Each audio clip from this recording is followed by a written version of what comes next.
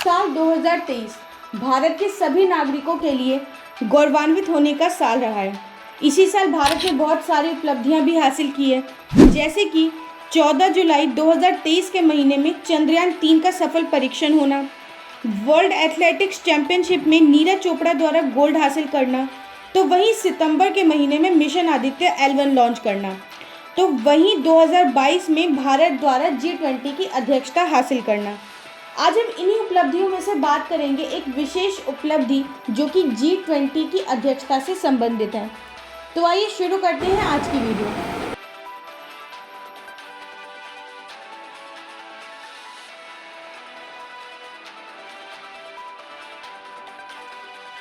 आज हम जिन पॉइंट्स के बारे में बात करेंगे वो है G20 क्या है, यानी कि G20 का स्वरूप क्या है, G20 का लोगो, G20 की थीम, G20 के सदस्य देश और साल 2023 भारत के लिए आखिर क्यों खास है। तो सबसे पहले बात करते हैं G20 के स्वरूप की कि आखिर G20 से तात्पर्य क्या है। इसके साधारण शब्दों में अर्थ जाने तो इसका मतलब है ग्रुप ऑफ 20 कंट्रीज, यानी कि 20 देशों का समूह।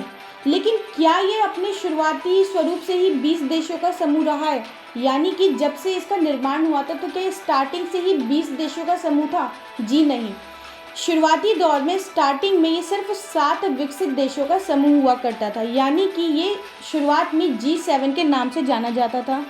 G7 का गठन 1999 में हुआ था और तब ये वित्त मंत्रियों और केंद्रीय बैंकों के गवर्नरों का एक संगठन हुआ करता था।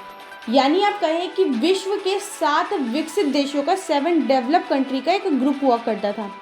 और में इनका जो एजेंडा है, इनकी जो कार्यवाही है वो केवल 7 डेवलप कंट्री तक ही होके सीमित रह गई थी। और ये तो सभी जानते हैं कि जब विश्व के किसी एक देश में कुछ होता है तो उसका प्रभाव विश्व के सभी देशों पे पड़ता है। जैसे कि जब रशिया और यूक्रेन का युद्ध हुआ था तो उसका प्रभाव पूरी दुनिया ने झेला था। उसी तरीके से जब G7 का गठन होता है, जो कि शुरुआत में केवल डेवलप कंट्री का एक ग्रुप हुआ करता था, तो उन्हीं देशों में से एक जब अमेरिका में आर्थिक मंदी आई थी 2008 से 2009 में दुनिया में भयानक मंदी आई थी और इसी मंदी के बाद से इस संगठन में बदलाव हुए। इसे शीर्ष नेताओं के संगठन में तब्दील कर दिया गया और 2008 में अमेरिका की राजधानी वॉशिंगटन में इसकी अगली समिट हुई थी। 2009 और 2010 में साल में 2 बार G20 की मीटिंग का आयोजन होने लगा।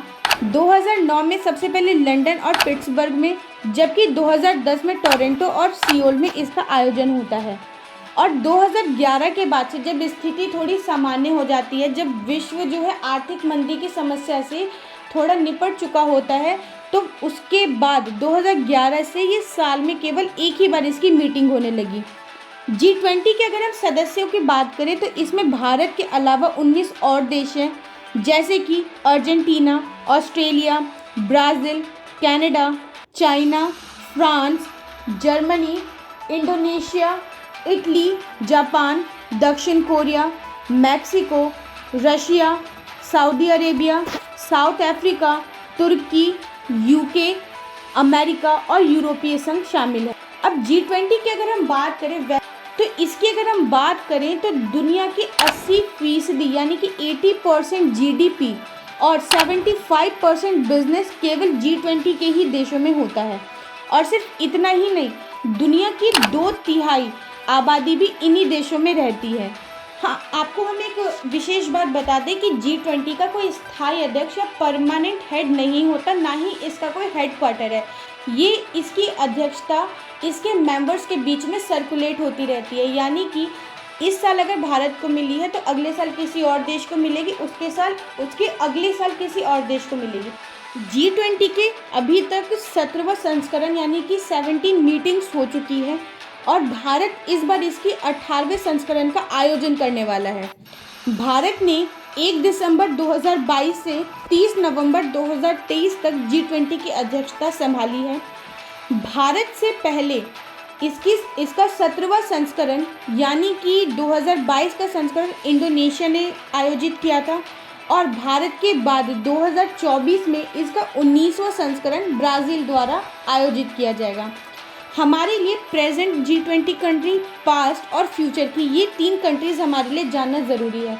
क्योंकि G20 का एजेंडा जब तय होता है तो उसमें इन्हीं 3 कंट्रीज़ की महत्वपूर्ण भूमिका निभाई जाती है। अब G20 के हम लोगों की बात करते हैं। G20 के लोगों को अगर आप देखेंगे ध्यान से तो उसमें आपको 2 चीज़ विशेष रूप से दिखाई देती है। एक तो है ग्लोब और दूसरा है कमल का चिन्ह। अब ये किस बात का संदेश देता है?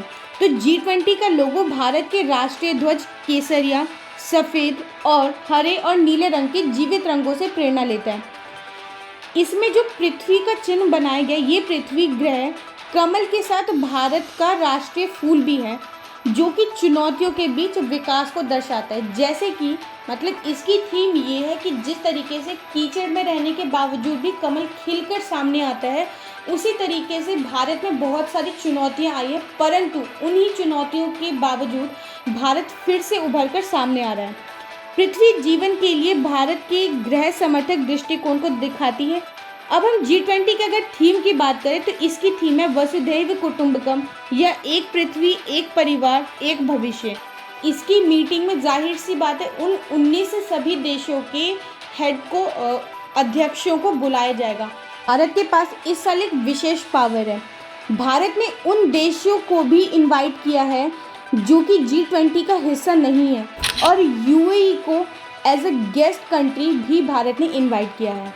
तो ये तो थी G20 से रिलेटेड सारी इन्फॉर्मेशन कि G20 के सदस्य देश कौन कौन से हैं, उसका लोगो क्या है, उसकी थीम क्या है, और G20 के निर्माण का या इतिहास क्या रहा है। तो अगर आपको G20 से रिलेटेड ये सारी इन्फॉर्मेशन यूज़फुल लगी और ये वीडियो अच्छी लगी तो इस वीडियो को लाइक करें और चैनल को सब्सक्राइब करें। जय हिंद।